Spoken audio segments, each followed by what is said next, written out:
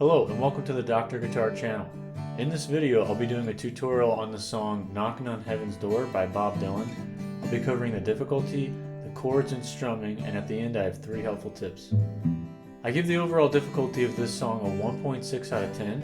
You take a look at the left hand, it's using the chords G, D, A minor, and C.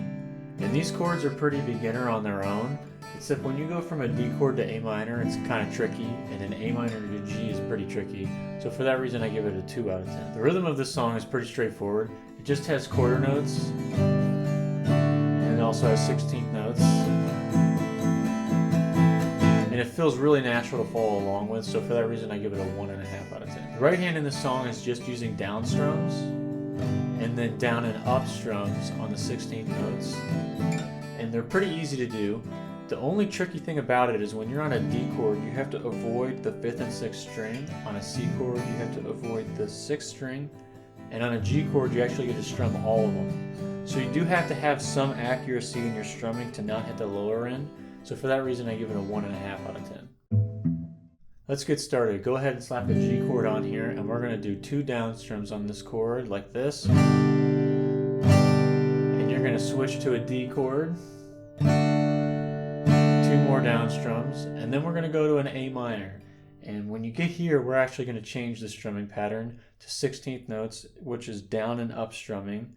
And you'll do 4 beats of 16th notes. So that's 4 times 4, that's 16 strums. And you'd count it like this: 1 E and a 2 E and a 3 E and a 4 E and a... Part 2 is very similar to part 1, except we're going to just change the ending. So you start with the G chord again, 2 down strums, and then D, 2 down strums, and this time you land on a C chord instead of your A minor, and you do the same thing: 4 beats of 16th notes like this: 1 E and a 2 E and a 3 E and a 4 E and a... When you put it all together, it sounds like this: 1, 2, 3, 4, 1 E and a 2 E and a 3 E and a 4 E and a 1, 2, 3, 4 C chord, 1 E and a 2 E and a 3 E and a 4 E. The first tip I have is to look at your D chord changes. The D chord to A minor is extremely difficult. There's nothing in common. All of your fingers have to come off the strings, and then all of them have to come back on different places. For that reason, you should practice this one more frequently. The second tip I have is to use your common fingers between the G and D chord. If you'll take a look here, the 3rd finger remains the same in both chords. So the 3rd fret, 2nd string, and you're going to use that as a pivot to change chords, and that's going to help you move. A lot of times people will just take their whole hand off and then put their fingers back down, and that's inefficient. You're going to leave that 3rd finger down and help you change. The 3rd tip I have is to move your fingers as a unit from D to C. And what I mean by that is your 2nd and 3rd fingers share the exact same shape.